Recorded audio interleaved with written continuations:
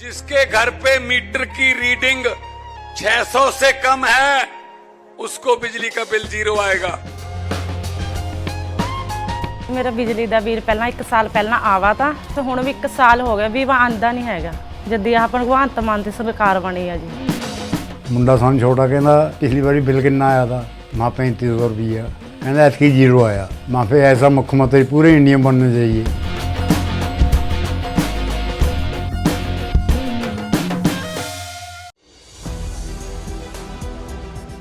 नमस्कार, आप देख रहे हैं 4 PM और मैं हूं आपके साथ निधि तिवारी। पिछले कुछ वक्त से देश की सियासत में नीतीश कुमार लगातार सुर्खियों में बने हुए हैं। वजह है बिहार में जारी सियासी लुका छिपी का खेल। पिछले कई दिनों से ये कयास लगाया जा रहा है कि नीतीश कुमार बिहार में कोई बड़ा खेल कर सकते हैं, लेकिन नीतीश कुमार अभी भी बीजेपी के साथ एनडीए में बने हुए हैं। मगर अब ऐसा लगता है कि बिहार की सियासी खिचड़ी पक चुकी है और यही वजह है कि जेडीयू एमएलसी गुलाम गौस ने भाजपा से दोस्ती तोड़ने के संकेत दे दिए हैं। हमारे 4 PM बिहार के संपादक अभिषेक मिश्रा जी ने आज उनसे बातचीत की और अमित शाह के बयान पर जब सवाल पूछा तो जेडीयू एमएलसी ने क्या कहा, पहले उनका छोटा सा बयान है वो सुनते हैं।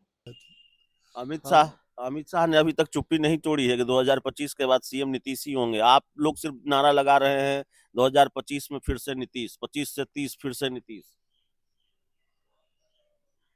केंद्र की सरकार जो हो हम लोग के बल पर टिकी हुई है जी। नीतीश कुमार के पार्टी के बल पे और जो हैदराबाद के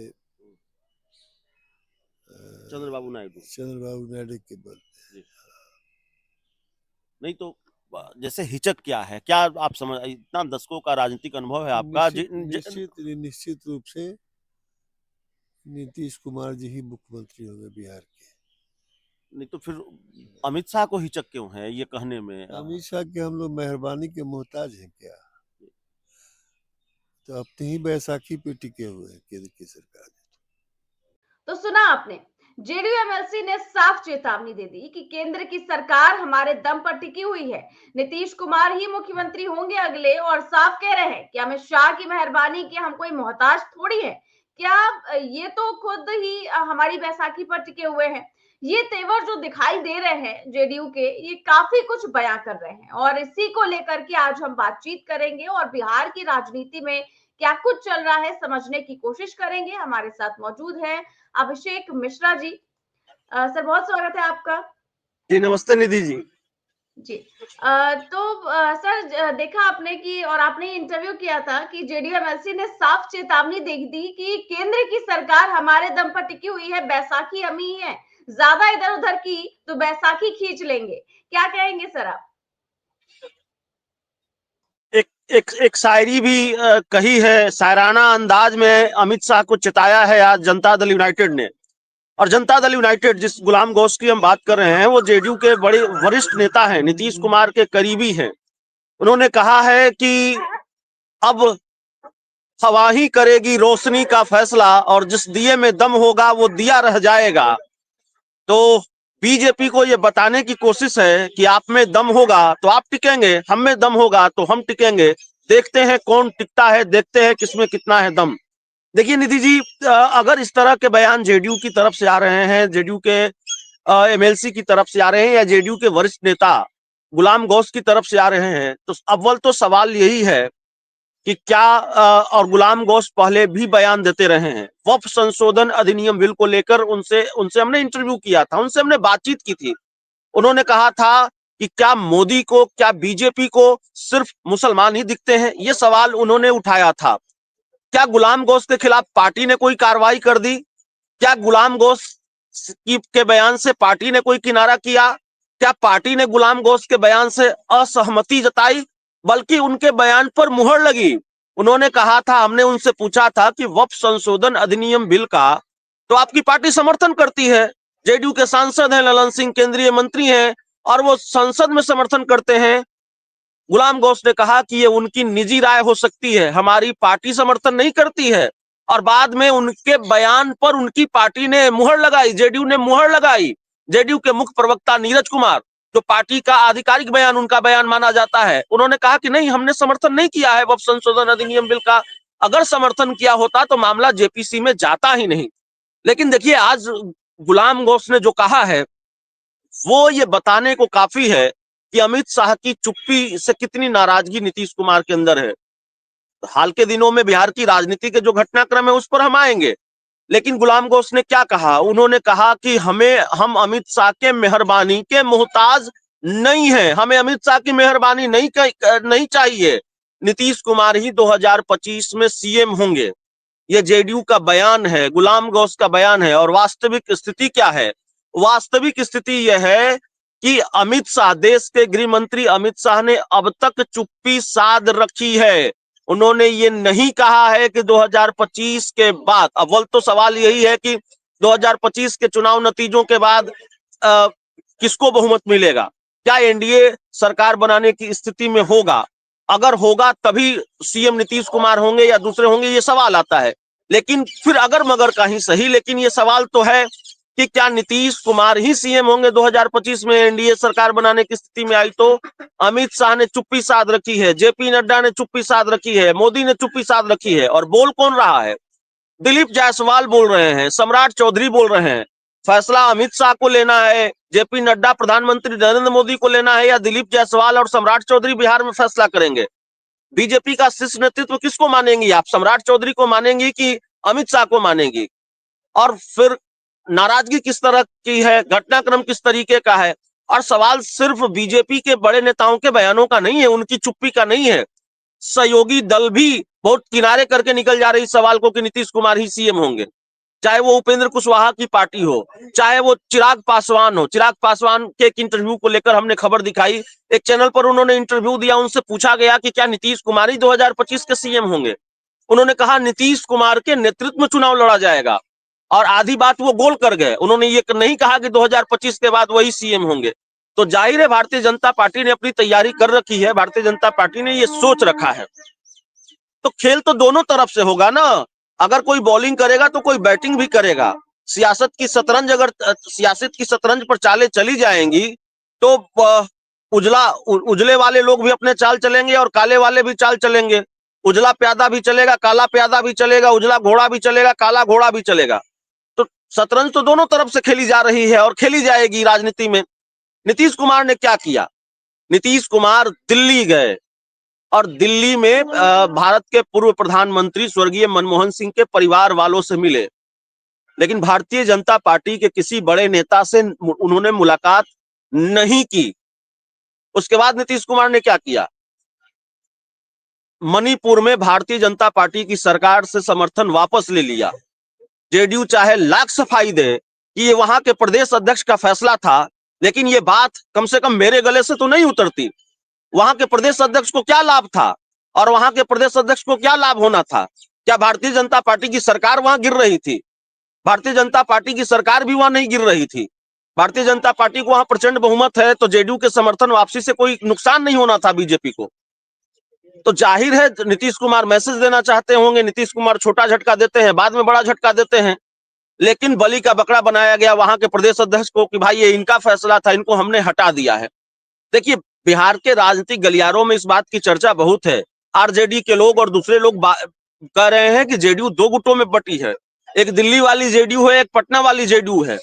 दिल्ली में जो ललन सिंह हैं और संजय झा हैं वो बीजेपी के हो गए हैं। मैं नहीं कह रहा हूं, आरजेडी के लोग कह रहे हैं, और आरजेडी का यह दावा है, तेजस्वी यादव का दावा है कि वो लोग बीजेपी के हो गए हैं, वो बीजेपी के लिए काम कर रहे हैं जेडीयू में होकर। पप्पू यादव का भी दावा है, पप्पू यादव भी यही बात कर रहे हैं। और जरा सोचिए, नीतीश कुमार आंख दिखाने दिल्ली जाते हैं, मतलब आंख के इलाज के लिए दिल्ली जाते हैं। नीतीश कुमार रूटीन चेकअप के लिए दिल्ली जाते हैं। नीतीश कुमार प्रधानमंत्री माफ कीजिएगा, पूर्व प्रधानमंत्री स्वर्गीय मनमोहन सिंह के परिजनों से मिलने के लिए दिल्ली जाते हैं। लेकिन नीतीश कुमार, उनकी पार्टी के राष्ट्रीय कार्यकारी अध्यक्ष संजय झा, इस वक्त जो बात कही जाती है, पता नहीं अब करीबी हैं कि नहीं, लेकिन इस वक्त नीतीश कुमार के सबसे करीबी हैं, सबसे करीबी रहे होंगे, तभी तो उनको पार्टी का राष्ट्रीय कार्यकारी अध्यक्ष बनाया गया होगा। अपनी आधी कुर्सी नीतीश कुमार ने दे दी संजय झा को, और उनके दिल्ली वाले बंगले पर, दिल्ली वाले घर पर भोज हो रहा है, और 2 बार हुआ ऐसा, 2 बार भोज हुआ और मुख्य अतिथि के तौर पर अमित शाह शामिल हो रहे हैं, लेकिन किसी भी भोज में नीतीश कुमार शामिल नहीं हुए। नीतीश कुमार ने दूरी बनाए रखी, या जेडीयू के कई बड़े नेता शामिल नहीं है उस भोज में। वही शामिल हुए जिन पर आरोप है कि वो बीजेपी के हो गए हैं, तकरीबन वही लोग शामिल हुए। तो जाहिर तौर पर ये चीजें साफ साफ दिख रही है।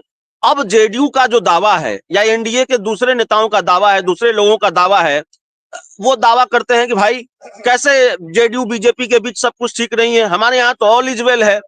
ऑल इज नॉट वेल नहीं है, ऑल इज वेल है भाई। हम लोग तो साझा तैयारी कर रहे हैं, कार्यकर्ता सम्मेलन कर रहे हैं, एनडीए के सभी दल एकजुट होकर, एनडीए के सभी दलों के प्रदेश अध्यक्ष बिहार के अलग अलग जिलों में जाकर प्रेस कॉन्फ्रेंस कर रहे हैं, अलग अलग जिलों में जाकर कार्यकर्ता सम्मेलन कर रहे हैं। मैं आप ही से सवाल पूछता हूं निधि, और जेडीयू या एनडीए के लोगों से मेरा सवाल है, भाई साहब नीतीश कुमार तो वो हैं जो एक तरफ इंडिया गठबंधन को एकजुट करने की कोशिश कर रहे थे, विपक्षी दलों को एकजुट करने की कोशिश कर रहे थे, वो उड़ीसा के मुख्यमंत्री से मिल रहे थे, वो उद्धव ठाकरे से मिल रहे थे, वो ममता बनर्जी से मिल रहे थे, और दूसरी तरफ वो भारतीय जनता पार्टी के साथ जाने की तैयारी भी कर रहे थे, प्लान भी कर रहे थे, और चले गए वो भारतीय जनता पार्टी के साथ। एक तरफ आप विपक्ष, क्योंकि नीतीश कुमार अगर बीजेपी के साथ चले गए तो ऐसा नहीं है कि रातों रात इसकी तैयारी हुई होगी या रात अचानक ये हो गया होगा, बल्कि इसकी तैयारी पहले से हुई होगी, ये पहले से सोच रखा होगा, प्लान बी के रूप में उन्होंने तय कर रखा होगा।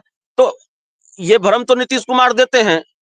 नीतीश कुमार ने अपने मंत्रियों के विभाग बदल दिए, और कहा जाने लगा कि भाई आरजेडी के कोटे के 2 मंत्रियों के विभाग बदले गए हैं, जिनको पाला बदलना होगा वो अपने मंत्रियों के विभाग क्यों बदलेंगे, वो सीधा पाला बदल लेंगे। लेकिन मंत्रियों के विभाग भी बदले और 2 दिन बाद पाला भी बदल लिया। तो नीतीश कुमार भ्रम देते हैं सहयोगी दल को। और देखिए इधर क्या हो रहा है, नीतीश कुमार की तबीयत एक बार फिर खराब है, और जब नीतीश कुमार की तबीयत खराब हो जाती है तो नीतीश कुमार की सेहत की दुआ तो मांगी ही जाती है, लेकिन नीतीश कुमार के जो सहयोगी दल होते हैं उनकी राजनीतिक सेहत की दुआ मांगी जाती है कि राजनीतिक रूप से वो स्वस्थ रहें, उनकी सरकार सेहतमंद रहे, ये दुआ भी मांगी जाने लगती है। क्योंकि नीतीश कुमार जब बीमार हुए तो कई बार ऐसा हुआ कि उन्होंने झटका दिया। अभी क्या किया है नीतीश कुमार ने, नीतीश कुमार को जगदीप धनखड़ जो भारत के उपराष्ट्रपति हैं, प्रोटोकॉल के हिसाब से उनका स्वागत करना था, लेकिन उन्होंने स्वागत नहीं किया, वो नहीं गए। भारत रत्न बिहार के पूर्व मुख्यमंत्री स्वर्गीय कर्पूरी ठाकुर के गांव में उनको जगदीप धनखड़ और शिवराज सिंह चौहान के साथ जाना था, साथ में जाना था, वो नहीं गए, उनके साथ अलग से गए। ये इस तरीके का घटनाक्रम है जो इस बात की तरफ इशारा करता है कि जाहिर तौर पर अंदर अंदर कुछ चीजें चल रही हैं। अब आज हो जाए, कल हो जाए, वक्त लगे। अब एक और उदाहरण मैं देता हूं। इस वक्त मैं जिस बिहार विधानसभा के परिसर में खड़ा हूं, विधानमंडल के परिसर में खड़ा हूं, यहाँ पर एक बड़ा सम्मेलन हुआ था। इसी विधान परिषद में सम्मेलन हुआ था, विधान परिषद परिसर में सम्मेलन हुआ था, जहां लोकसभा अध्यक्ष ओम बिरला आए थे और अलग अलग राज्यों के विधानसभा अध्यक्ष और विधान सभा के उपाध्यक्ष आए थे। लेकिन नीतीश कुमार ने इस कार्यक्रम से दूरी बनाए रखी, इस कार्यक्रम में उन्होंने शिरकत नहीं की। तो ये वो ऐसे घटनाक्रम हैं जो इस बात की तरफ इशारा करते हैं, जो इस बात की पुख्ता गवाही देते हैं कि सब कुछ सामान्य नहीं है बिहार में। और अभी कुछ महीने पहले तो हुए हैं, अभी बहुत वक्त नहीं हुआ है, 1 साल की बात है, और 1 साल पहले हमने ऐसी तस्वीरें देखी हैं, कैसे कैसे संयोग हुए निधि। और आपने जो वीडियो किए उसको देश भर में लाखों लोगों ने देखा, और आपकी वजह से थोड़ा क्रेडिट हमको भी मिला, सर ने मेरी भी बहुत तारीफ की। लेकिन कैसे कैसे कैसे हम लोग बातचीत कर रहे थे, एक एक घटनाक्रमों पर बातचीत कर रहे थे, और क्या क्या हो रहा था। नीतीश कुमार राजभवन जा रहे थे तो बात कही जा रही थी कि भाई बिहार में विश्वविद्यालयों की कुलपतियों की नियुक्ति का मामला अटका हुआ है, इसलिए जा रहे हैं, लेकिन मामला तो दूसरा था।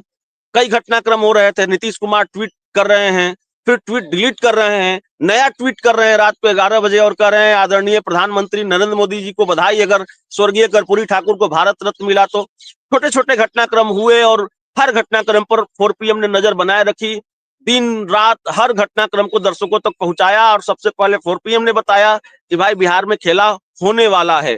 1 जनवरी को 1 जनवरी को जब अवध बिहारी चौधरी जो बिहार विधानसभा के तत्कालीन अध्यक्ष लालू यादव से मिलने गए, तो लोगों ने कहा कि भाई ये तो सामान्य बात है, वो तो आरजेडी के नेता हैं और अपनी सुप्रीमो से क्यों नहीं मिलेंगे। लेकिन हमने बताया, 4 PM ने दर्शकों को बताया कि नहीं, सामान्य घटना नहीं है, खिचड़ी पक रही है और खेला होने वाला है।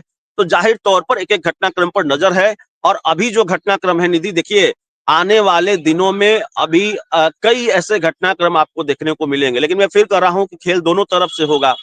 अभी जेडीयू के जो सांसद हैं उन पर तलवार लटकी हुई है, वो शायद सुरक्षित हैं, नहीं हैं। सुरक्षित से मेरा मतलब है वो बीजेपी के हो गए हैं या बचे हुए हैं, यह भी सवाल है। ऑपरेशन लोटस हो गया है अंदर अंदर, सिर्फ सामने आना बाकी है खेल का, या फिर कोशिश हो रही है। ये तमाम तरीके के सवाल हैं। लेकिन नीतीश कुमार की जो मौजूदा गतिविधि है, नीतीश कुमार जिस तरह से एक्ट कर रहे हैं, और ये जो जिन घटनाक्रमों का हमने जिक्र किया, कई बहुत सारे घटनाक्रम हुआ है, कुछ हो सकता है मैं भूल भी गया हूं, जिनका जिक्र मैं शायद नहीं कर पा रहा हूं, क्योंकि बिहार की राजनीति की स्थितियां, परिस्थितियां और घटनाक्रम इतनी तेजी से बदल रहे हैं, हर घटनाक्रम को याद रखना और उस पर बात करना थोड़ा मुश्किल हो जाता है। कुल मिलाकर बात यह है कि लबो-लुआब यही है कि नीतीश कुमार जाहिर तौर पर उनके मन में जरूर कुछ चीज चल रही है, कुछ चीजें चल रही हैं। और आज जेडीयू के गुलाम गौस का जो बयान आया है, वो तो साफ तौर पर कह रहे हैं कि हम मुहताज नहीं है, बैसाखी वाली सरकार है आपकी, हमारी बैसाखी पर आप टिके हुए हैं। तो ये बीजेपी को बताया जा रहा है कि हमारी बैसाखी पर आप टिके हुए हैं। तो भारतीय जनता पार्टी जिनकी बैसाखी पर टिकी हुई है, उनके साथ खेल करेगी, या जिस बैसाखी पर टिकी हुई है भारतीय जनता पार्टी, वो जो बैसाखी है वो बीजेपी के साथ खेल करेगी या नीतीश कुमार खेल करेंगे, यह भी अपने आप में सवाल है। देखिए, मणिपुर के घटनाक्रम से जो बातें शुरू हुई हैं, जो घटनाक्रम लगातार चल रहा है, कहीं भी ये लगा नहीं कि मणिपुर के बाद ऑल इज वेल है। उससे पहले के घटनाक्रम की बात भी अगर करेंगे तो उससे पहले भी कई संकेत मिले हैं, लेकिन मणिपुर का जो घटनाक्रम रहा, उस दिन नीतीश कुमार अपनी प्रगति यात्रा के दौरान अररिया में थे। अब ये थोड़ी अपुष्ट जानकारी है, अब बहुत आधिकारिक इसकी पुष्टि नहीं हुई है, या बहुत मजबूत जानकारी नहीं है। लेकिन यह भी कहा गया कि एक तरफ मणिपुर की बीजेपी सरकार से समर्थन वापस लिया, और बिहार में बीजेपी के एक नेता से हमारी बातचीत हो रही थी, जिसको सूत्र आप कह सकती हैं। उन्होंने बताया कि सम्राट चौधरी और नीतीश कुमार एक ही हेलीकॉप्टर से गए थे अररिया, और उसके बाद अलग अलग लौटे। नीतीश कुमार पहले लौटे या सम्राट चौधरी बाद में लौटे, तो अलग अलग हेलीकॉप्टर से लौटने का जो मामला है, अब ये जानकारी कितनी पुष्ट है, लेकिन जाहिर तौर पर ऐसे ऐसे घटनाक्रम सामने आ रहे हैं। तो बिहार, मुझे लगता है कि आज एक बार फिर उस मुहाने पर खड़ा है, जिस मुहाने पर जहां कहा जा सकता है कि बिहार किसी खेल की तरफ बढ़ रहा है। और एक बात और, जो आज हमें हमारे सूत्रों से जानकारी मिली है, बिहार में अब कोई मंत्रिमंडल विस्तार नहीं होने वाला है। बिहार में मंत्रिमंडल विस्तार की सुगबुगाहट है, पता नहीं कल हो जाए तो मैं नहीं कह सकता, लेकिन आज की जो ताजा जानकारी है, आज जो हमारे सूत्रों ने हमें जानकारी दी है, बिहार में कोई मंत्रिमंडल विस्तार नहीं होने वाला है, और बिहार में सीधा विधानसभा का चुनाव होगा। और विधानसभा चुनाव होगा तो कौन किस तरफ रहेगा, अभी ये कहना मुश्किल है। नीतीश कुमार बीजेपी की तरफ ही रहेंगे कि दूसरे खेमे में चले जाएंगे, ये कहना अभी जाहिर तौर पर मुश्किल लगता है। तो बहुत सारी चीजें बिहार की राजनीति में चल रही हैं, और मुझे लगा कि आज आपसे बातचीत हो तो इस बिहार विधानसभा कैंपस में बातचीत हो, बिहार विधानसभा के परिसर में खड़े होकर बातचीत हो, क्योंकि खेल इसी विधानसभा को लेकर होना है। बिहार विधानसभा की खबरें होती है, वो मुझे नहीं लगता कि आपसे बेहतर कोई कवर कर सकता है। जो आपने नहीं, पिछले ऐसा साल नहीं है। और 5 जनवरी की बात की, तो उस समय भी हम आपसे यही कह रहे थे कि आप सर कैसी बातें कर रहे हैं, ऐसा तो हो ही नहीं सकता, नीतीश कुमार तो इंडिया गठबंधन के साथ है। लेकिन आपने जाहिर तौर पर वो खबरें की, वो खबरें चली, और फिर उन खबरों को लेकर वो खबरें अफवाहें नहीं रह गई, और नीतीश कुमार ने आखिरकार पलटी मारी, और आपकी जो जबान थी वो बिल्कुल सच साबित हुई, आपकी बातें सच साबित हुई। तो बिल्कुल जाहिर तौर पर आपके पास जो जानकारियां रहती है वो हमारे पास तक तो नहीं आ सकती, इसीलिए हम आपके पास आते हैं वो सारी जानकारियां लेने के लिए। तो सर, एक और सवाल है कि जो चीजें जैसे कि कह रहे हैं जेडीयू एमएलसी कि भाई हम मोहताज तो नहीं है अमित शाह के, और वो साफ तौर पर एक चेतावनी ही दे रहे हैं। तो मोहताज अगर वो नहीं है, और अमित शाह कह रहे हैं कि भाई हमारा पार्लियामेंट्री बोर्ड तय करेगा कि कौन मुख्यमंत्री होगा, तब तो अब तक नीतीश कुमार को समझ आ जाना चाहिए था कि उनका अगला फैसला क्या कुछ होगा। लेकिन देखिए नीतीश कुमार अब एक और पैंतरा खेल रहे हैं। बिहार के जो नीतीश कुमार हैं, अब उनके बेटे निशांत कुमार जल्द ही राजनीति में कदम रख सकते हैं। खबर है कि होली के बाद वो जेडीयू में शामिल हो सकते हैं और पार्टी कार्यकर्ताओं की तरफ से भी यही मांग उठ रही है। बस अब नीतीश कुमार की हरी झंडी का इंतजार है। तो इस खबर से राजनीतिक गलियारों में काफी चर्चाएं तेज हो गई हैं कि क्या अब नीतीश अपनी पार्टी की कमान क्या अपने बेटे को सौंपने जा रहे हैं? आपका क्या कहना है सर इस पर? नहीं, पार्टी की कमान नहीं सौंपेंगे, लेकिन जेडीयू में उनको कोई भूमिका मिलेगी। वो निशांत राजनीतिक माफ कीजिएगा, जेडीयू के राष्ट्रीय अध्यक्ष नहीं होंगे, लेकिन जेडीयू में उनको शामिल कराया जाएगा। अब ये चीजें अब पुख्ता हो चली हैं। और मैं एक बात बताना भूल गया निधि, हम लोग गुलाम गौस के बयान की चर्चा कर रहे थे। गुलाम गौस ने एक बात और कही। मैंने उनसे पूछा कि जरा सी भी संभावना है क्या नीतीश कुमार लालू यादव फिर साथ आ जाएं? उन्होंने कहा कि राजनीति में फैसले परिस्थितियों के अनुसार होते हैं। यानी कि उन्होंने इस बात को खारिज नहीं किया कि नीतीश लालू फिर एक साथ नहीं आ सकते।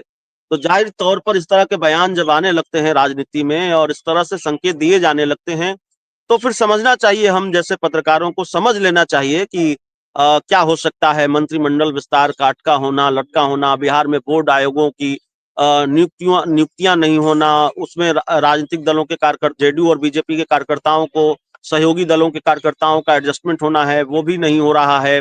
तो ये मामला भी अटका पड़ा है, लटका पड़ा है। और बाकी नीतीश कुमार का बीजेपी के नेताओं से पूरी तरह से दूरी बना लेना। अगर आप नीतीश कुमार किसके साथ दिखते हैं बिहार में? सम्राट चौधरी के साथ दिखते हैं, विजय सिन्हा के, बीजेपी कोटे के जो डिप्टी सीएम है उनके साथ दिखते हैं। तो ये तो मजबूरी है। जब दिखना बंद हो जाएगा, जब नहीं दिखेंगे, तब तो बात ही साफ हो जाएगी कि भाई खेल हो गया या खेल होने जा रहा है। तो अगर दिखना बंद कर देंगे, सम्राट चौधरी से किनारे कर लेंगे, विजय सिन्हा से किनारा कर लेंगे, तो ये तो साफ हो जाएगा कि उनके पत्ते नहीं खुलना चाहते। नहीं तो पत्ते खुल जाएंगे कि भाई नीतीश कुमार क्या करने जा रहे हैं। तो जाहिर तौर पर कोई पत्ते अपने खोलता नहीं है। लेकिन बीजेपी के बड़े नेताओं से उन्होंने दूरी बनाए रखी है ना। वो शिवराज सिंह चौहान से वो नहीं मिले। जगदीप धनखड़ उपराष्ट्रपति हैं, कायदे से उनको नेता नहीं कहेंगे, वो संवैधानिक पद पर हैं। और उन प्रोटोकॉल के लिहाज से ही उनके स्वागत के लिए वो नहीं गए। उनको शिवराज सिंह चौहान के साथ उनको जाना था कर्पूरी ग्राम, वहां वो नहीं गए। कर्पूरी जी ठाकुर के गांव में, वहां वो नहीं गए। और बाकी सारे ऐसे घटनाक्रम, मणिपुर की घटना, तो ये सारी चीजें गवाही देती है कि नीतीश कुमार अब फिर उस तरफ बढ़ चले हैं जिसको लेकर सवाल राजनीतिक गलियारों में पिछले कई महीनों से या कई दिनों से तैर रहे हैं, टहल रहे हैं। जी निधि। जी बिल्कुल सर, और कई दिनों से सवाल टहल भी रहे हैं और इन्हीं सवालों को जानने के लिए हम आपके पास आए और आपका बहुत बहुत शुक्रिया। आपने बहुत सारी जानकारियां दी कि धन्यवाद। आजकल बिहार की राजनीति में क्या कुछ चल रहा है। बहुत बहुत शुक्रिया आपका सर। धन्यवाद। तो आप देख रहे थे बिहार की सियासत पर चर्चा, और जिस तरीके से बिहार में सियासत बिल्कुल चरम पर है और लगातार ये खबरें आती रहती है कि आखिरकार कब नीतीश कुमार खेला करेंगे, कब क्या कुछ करेंगे। तो बिहार की राजनीति में जो कुछ चल रहा है उस पर आज हमने चर्चा की अभिषेक मिश्रा जी से। कैसी लगी आपको ये चर्चा, हमें कमेंट बॉक्स में जरूर बताएं। चैनल को सब्सक्राइब भी करें और ज्वाइन भी करें। नमस्कार।